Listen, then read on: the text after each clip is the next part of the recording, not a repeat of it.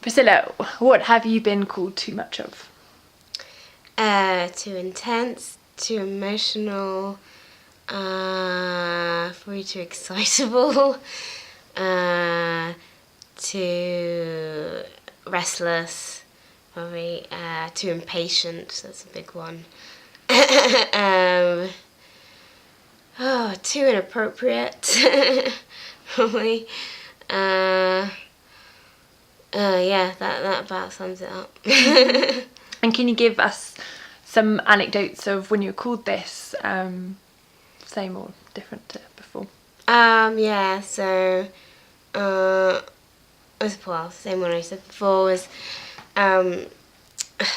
meeting a guy at a club night and, yeah, him being very much into me and very much, saying how much he'd like to see me again, how amazing I was, how interesting I was, and, me getting annoyed with him because I didn't hear from him, and afterwards, and then him saying, you're just too much. I'm going through a lot here. My dad's not well, and it's just too much. It's too much to deal with right now, and yeah, that's one. How does that make you feel? Yeah, just not very good about myself, I guess. But, just, yeah,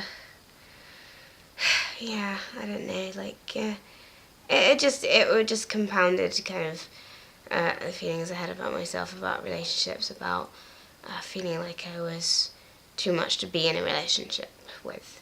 Yeah, so, yeah, it was just kind of affirming something that I'd felt in myself, but which obviously I've kind of, well, not obviously, but which I have kind of overcome now, but that still comes up, but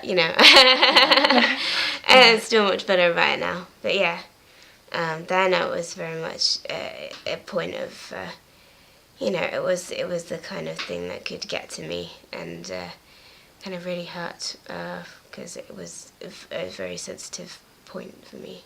Yeah. Yeah, no, absolutely.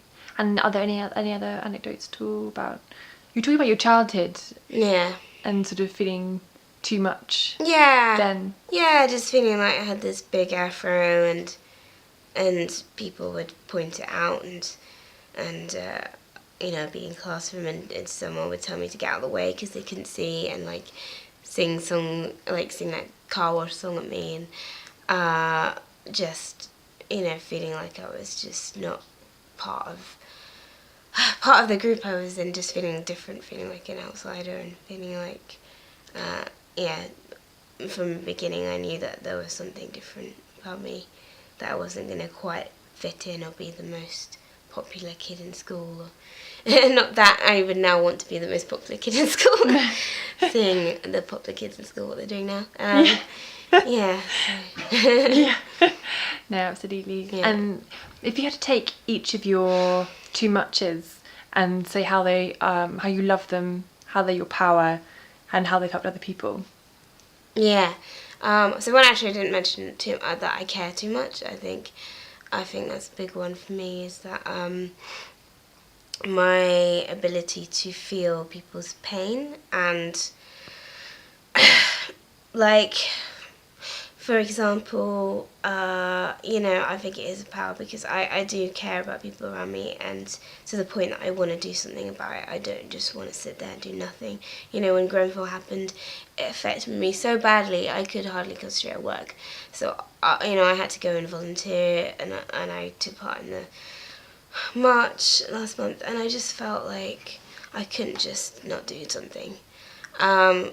Even homelessness, I volunteered at a Christmas shelter, and since then I've just, it's so hard for me now just to pass a homeless person on the street and not say anything. And sometimes you have to because you're in a rush, but like when I can help, I will help. I will go and buy them a sandwich, I will go and say hello, I will call them by their name, I will ask what their name is, I will give them a bit of money, just something, because these people are just so ignored by everyone else.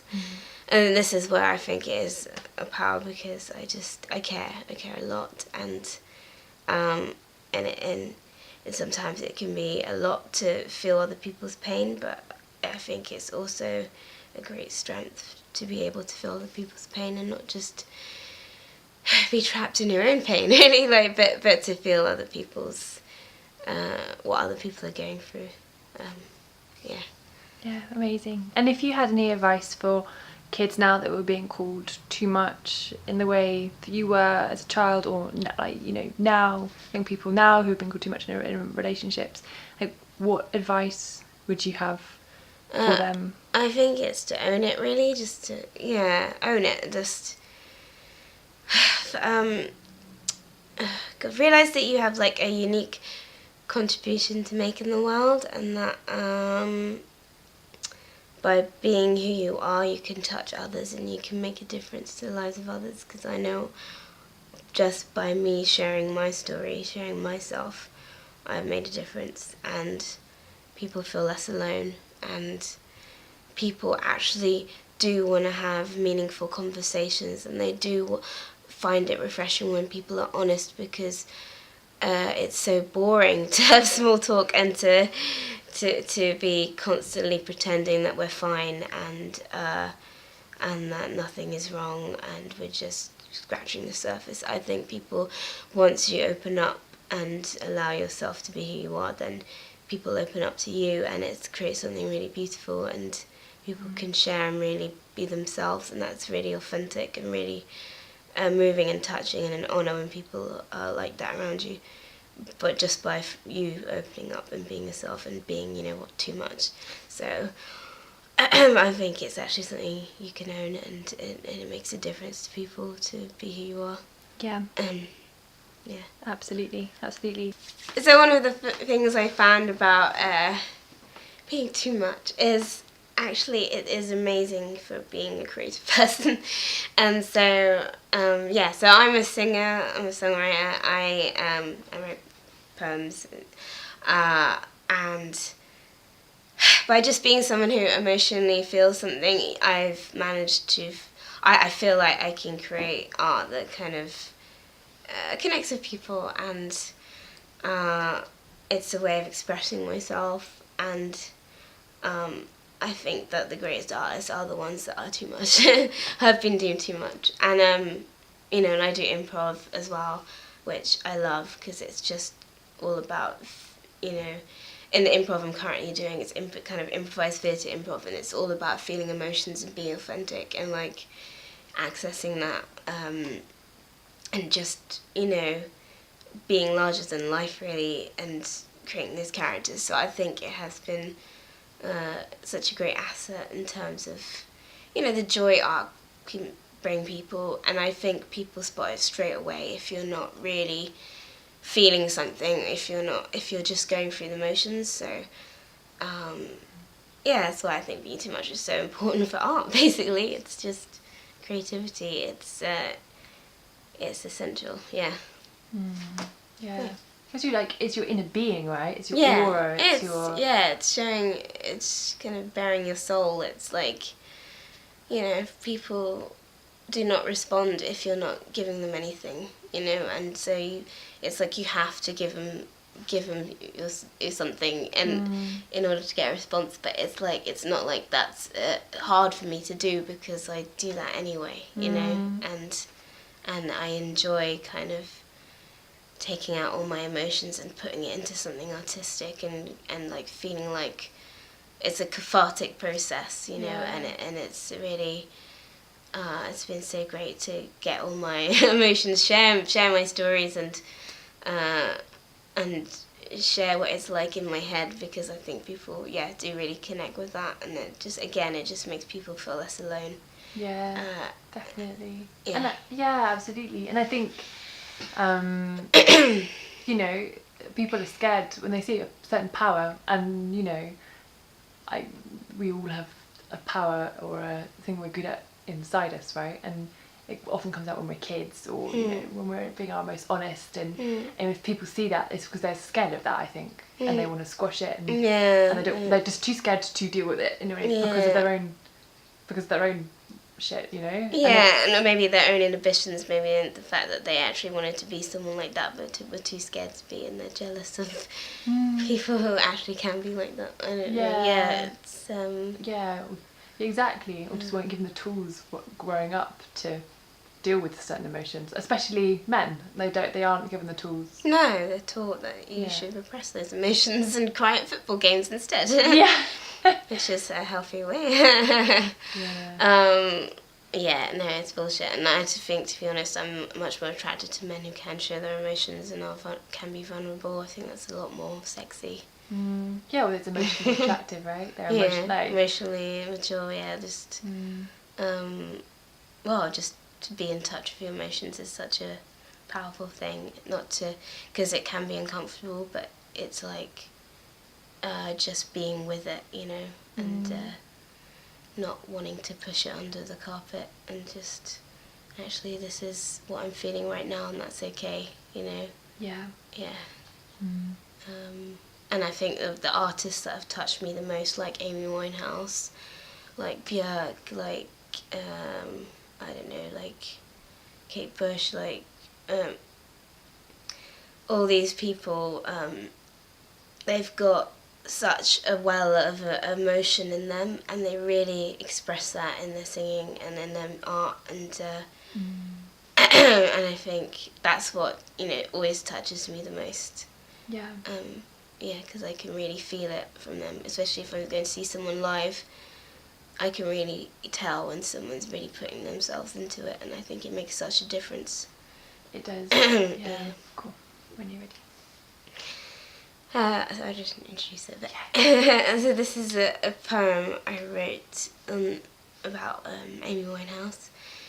She's one of my musical heroes. I'm a singer myself, and I kind of grew up at university listening to her music and copying her phrasing and her voice exactly. And I just absolutely love her, because she was, for me, someone who was too much, but who, you know, who in their too muchness actually contributed something so magnificent, and then who they were in their music and what they said, and who, yeah, and what they meant. And she meant a lot to me, so I really connect with her.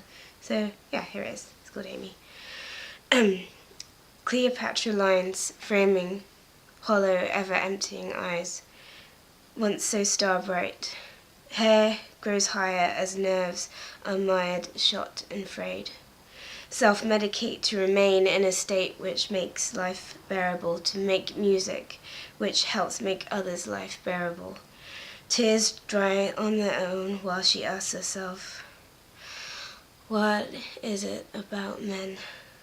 Public property graffitied on and pissed upon too soon, till she became a cartoon martyr ripe for sacrificing to the media gods, dissected till there was nothing left, only blood spots on ballet pumps. Predictable and shocking, ripe for mocking, but it's a fucking shame, like losing a best friend, like losing your sense of self, this own ability to mend.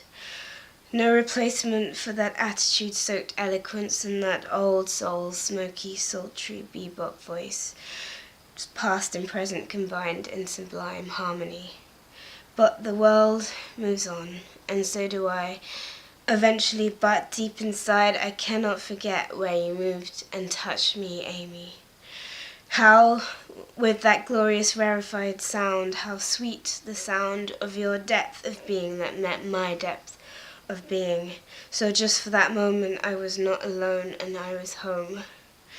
The struggle, the humor, the fight to survive, to understand, to make sense of why shit things happen to vulnerable, beautiful people, that came at the cost of your reckless regard for life. So what if you couldn't make a wife to the Blakes who used you, fooled you, abused you? Yours is the story of so many rejected, wise, feeling women who became unhinged in idolized love, who wanted their parents to be there for them and instead get neglect. So lost, unanchored, clinging to the art, feeding the flames of an artistic life, like artists before, script already written, art punishing life, life punishing art in endless repetition. And I go back to black. Like when I think of how the songbird was silenced, that reborn Sarah Vaughan, and yet entirely her own, but too long owned. The paps haven't got you now, flashbulbs safe in your sanctuary. May the birds resound with your sweet sound. Woo! Amazing! That was great.